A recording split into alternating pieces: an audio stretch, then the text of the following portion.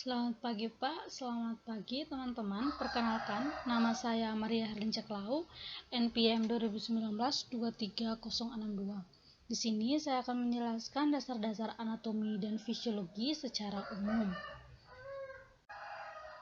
Yang pertama, DM, hipo dan hipertiroid, rheumatoid arthritis, SLE, ISK, BPH, lalu ada CA prostat dan juga glomerulonefritis, serta batu saluran kemih, lalu chronic kidney disease.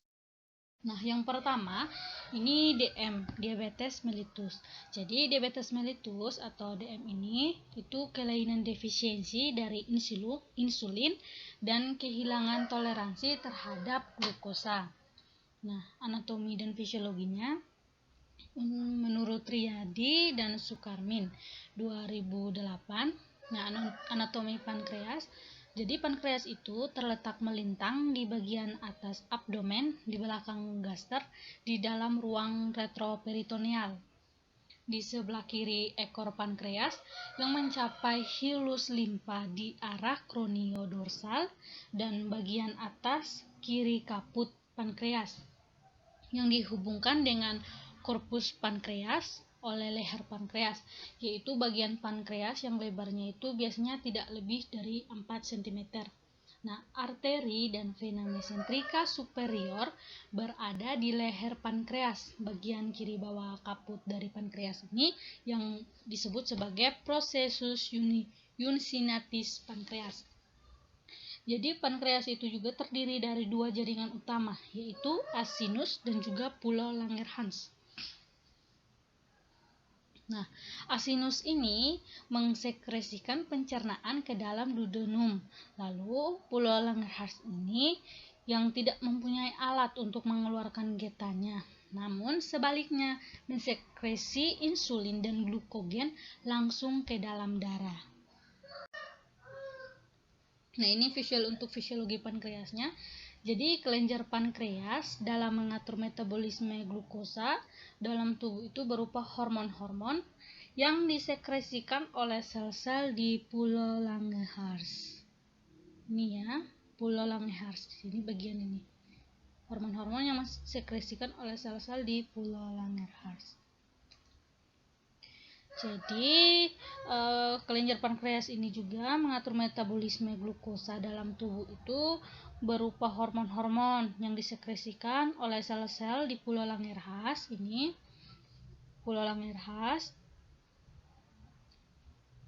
Dan juga hormon-hormon ini dapat diklasifikasikan sebagai hormon yang merendahkan kadar glukosa darah, yaitu insulin, dan juga hormon yang dapat meningkatkan glukosa darah, yaitu glukogen.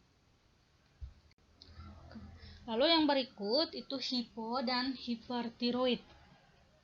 Nah, kelenjar tiroid ini merupakan organ yang bentuknya seperti kupu-kupu dan terletak pada leher bagian bawah di sebelah anterior trakea.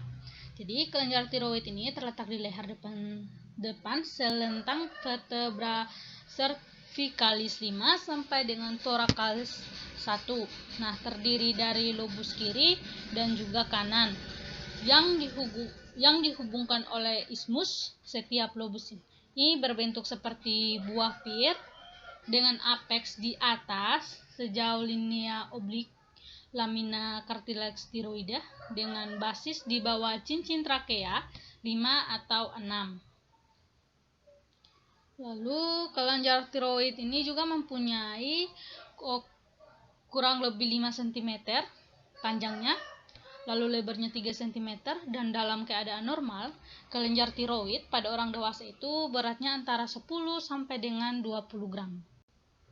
Nah, ini bentuknya.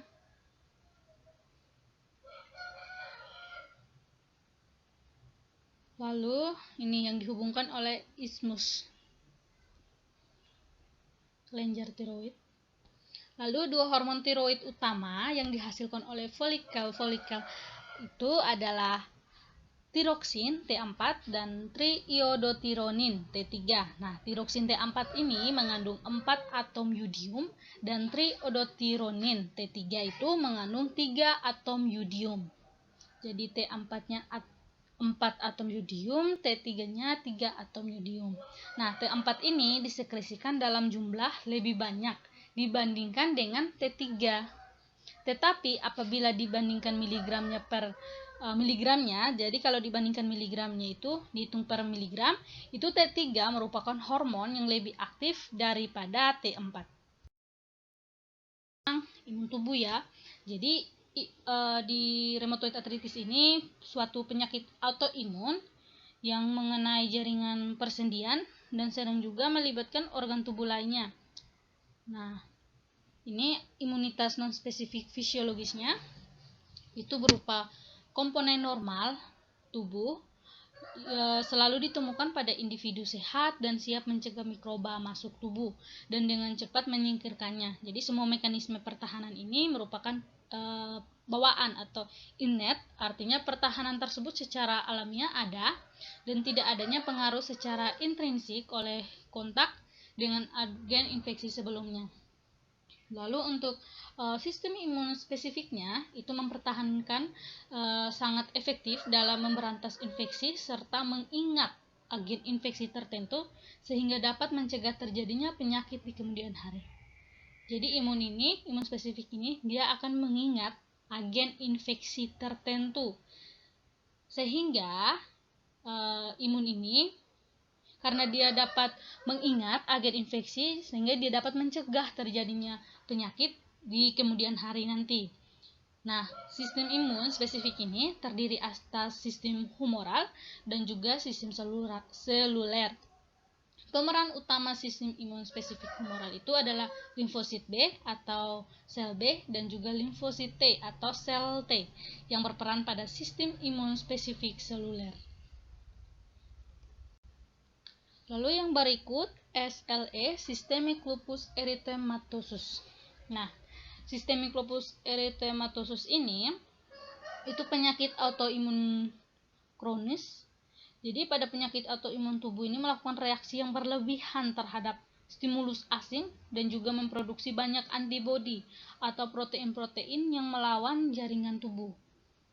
Jadi sistem imun ini tidak dapat membedakan antara senyawa asing dan juga jaringan tubuhnya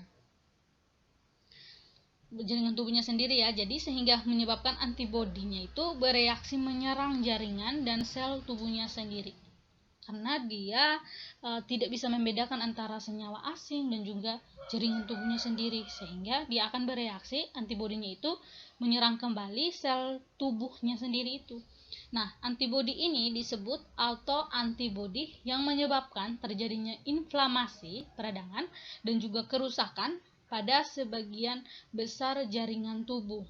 Nah, autoantibodi yang berperan dalam lupus ini dapat digolongkan menjadi 4, yaitu antibodi yang berbentuk pada nukleus seperti ANA, anti-DNA, anti-SM, antibodi yang terbentuk pada sitoplasma itu seperti antibodi pada sel-sel yang berbeda jenis dan antibodi yang terbentuk pada antigen.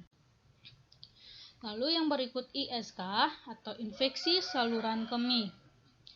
Nah, pada infeksi saluran kemih ini anatomi dan fisiologisnya itu jadi struktur saluran kemih ini bagian bawah diyakini turut meningkatkan insidensi bakteri urea pada wanita. Uretra yang pendek dengan panjang sekitar 2 cm 3/4 inci pada anak perempuan dan 4 cm pada anak perempuan ya ini lalu 4 cm atau 1,5 inci pada wanita dewasa, memberikan kemudahan jalan masuk dari invasi organisme ini. Nah, di samping itu, penutupan uretra pada akhir mikturisi itu dapat mengembalikan bakteri pengkontaminasi ke dalam kandung kemih. Uretra laki-laki yang panjang sampai 20 cm, 8 inci pada pria dewasa dan juga sifat antibakteri yang memiliki oleh sekret prostat akan menghambat masuk serta tubuhnya kuman-kuman patogen. Menurut Wang 2012. Ya, bagian yang ada bakteri pada infeksi saluran kemih ini ya. Jadi ini ada bakterinya, lalu ada white blood cell-nya, sel darah putihnya. Nah, kalau dilihat dari sini ini urin feedernya, penampung urinnya itu. Nah, ini urin yang terinfeksi sel darah putih, bakteri, sama ini. Lalu pada perempuan dan juga laki-laki ya, nih kandung kemih salurannya ini. Dia di sini. Ini. Lalu yang berikut BPH atau benign prostatic hyperplasia dan juga CA prostat. Nah, jadi ini berbicara terkait dengan prostat. Nah, kelenjar prostat ini salah satu kelenjar organ genitalia pada pria ya. Jadi terbentuk konus terbalik yang dilapisi oleh kapsul fibromuskular. Lalu bentuknya itu sebesar buah kemiri dan beratnya itu 20 gram, tebalnya kurang lebih 2 cm, panjangnya kurang lebih 3 cm, dan lebar kurang lebih 4 cm pada bagian depan prostat. Disokong oleh ligamentum prostatik dan di bagian belakang oleh diafragma urogenital. Jadi depan prostat itu disokong oleh ligamentum prostatik dan di bagian belakangnya itu oleh diafragma urogenital. Nah, ini gambarnya. Ini prostat di bagian sini. Ini central zone, peripheral zone, transitional zone, lalu fibromuscular stromanya. Nah, ini dia. Ini ductus deferensnya, kelenjar ductus. Lalu uretranya, ini menuju ke uretra. Nih. Di atas. Lalu ini periuretal zone-nya.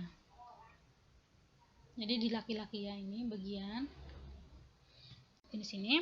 Setiap nefron itu terdiri dari kapsul Bowman, glomerulus, tubulus, contortus proximal, lengkung Henle, tubulus contortus distal, contortus yang mengosongkan diri ke ductus, di mana tubulus proximal ini tubulus contortus proximal. Ini invasi dari tubulus contortus. Ada ya ini Bowman kapsul. Ini ya.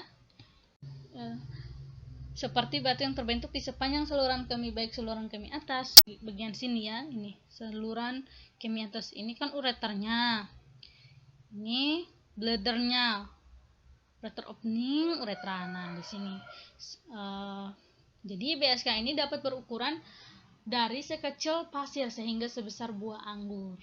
Nah, batu yang berada di saluran kemih atas atau ginjal di kemih atas, di ini kemih atasnya ginjal dan juga ureter, batu kemih atas, ginjal dan ureter itu akan menimbulkan kolik. Dan jika batunya berada di saluran kemih bagian bawah atau kandung kemih dan uretra, itu dapat menghambat buang air kecil. Ini kalau batunya di sini berarti akan menghambat buang air kecil. Lalu yang berikut chronic kidney disease. Nah, jadi menurut Evelyn pada tahun 2005, ginjal itu adalah suatu organ yang terletak di bagian belakang cavum abdominalis, di belakang peritoneum, pada kedua sisi vertebra lumbalistika yang melekat pada dinding belakang abdomen. Nah, bentuk ginjal ini seperti biji kacang, bentuknya seperti biji kacang, jumlahnya ada 2, kanan dan kiri ya. Jadi ginjal kiri itu lebih besar daripada ginjal kanan, dan juga ginjal kanan itu sedikit lebih rendah dibandingkan ginjal kiri. Mengapa? Dikarenakan tekanan ke bawah oleh hati pada bagian ginjal kirinya. Nah, sedangkan pada ginjal kanannya itu sedikit lebih rendah dibandingkan ginjal kiri karena tekanan ke bawah oleh hati. Ini ya sudah dijelaskan. Ginjal kanannya itu sedikit lebih rendah daripada ginjal kiri karena adanya tekanan ke bawah oleh hati. Nah, ini bagian nefron. Jadi nefron itu adalah tempat penyaringan darah dalam ginjal. Tempat penyaringan darah dalam ginjal. Nefron itu terdiri dari glomerulus, kapsula Bowman yang tadi sudah dijelaskan bagian glomerulusnya, kapsula Bowman, lalu tubulus contortus proximal, tubulus contortus distal, tubulus collectivus serta lengkung Henle. Ini ya. ginjal ini tidak dapat membentuk nefron baru. Oleh karena itu, jika ada kerusakan nefron karena trauma ginjal atau penyakit ginjal, jumlah nefron ini akan turun secara bertahap. Ini ya letak ginjal, kanan, kiri. Beda ya ini. Begitu penjelasan dari saya. Mohon maaf apabila ada kesalahan dalam saya menyampaikan materi. Terima kasih.